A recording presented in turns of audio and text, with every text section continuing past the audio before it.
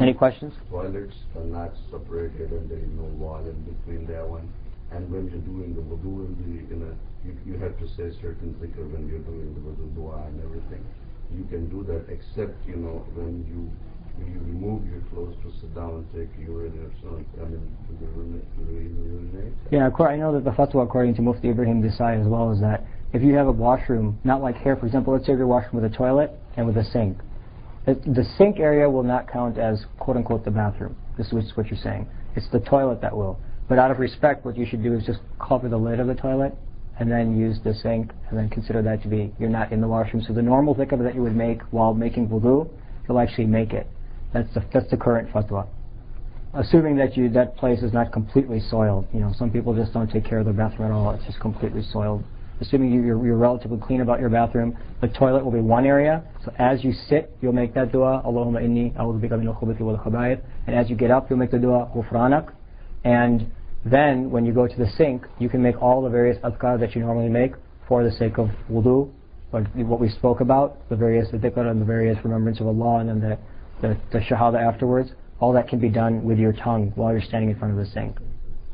So when you walk into the door, you still walk in with left foot?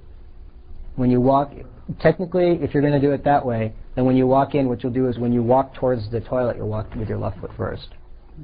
Because you're not going to count the wudu area. See, what you're going to do is you're going to make an imaginary boundary in the bathroom. Okay. And in that, so when you cross that imaginary boundary, wherever it may be in your house, then you'll cross it with your left foot.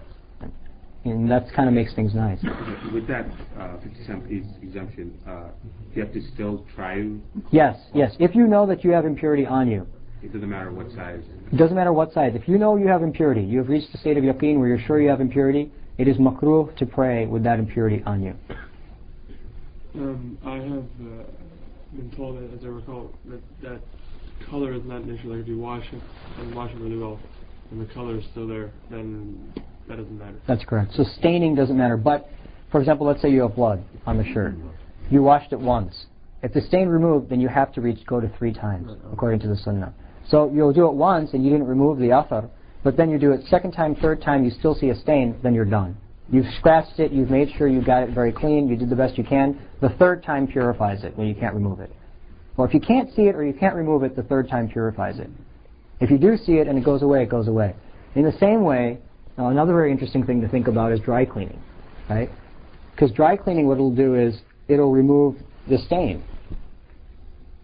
Dry cleaning is a kind of complicated issue, but if you use some chemical that has the ability to remove the stain, then that's equivalent to using water according to the Hanafi fiqh. Imam Shafi'i, no way, they won't let you do that.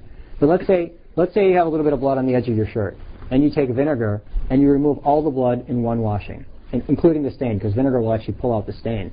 Then that shirt then becomes pure. So Imam Shafi'i says, no, you have to use water, because water is a tool of purification and vinegar isn't. Imam Abu Hanifa says, no, you remove the stain.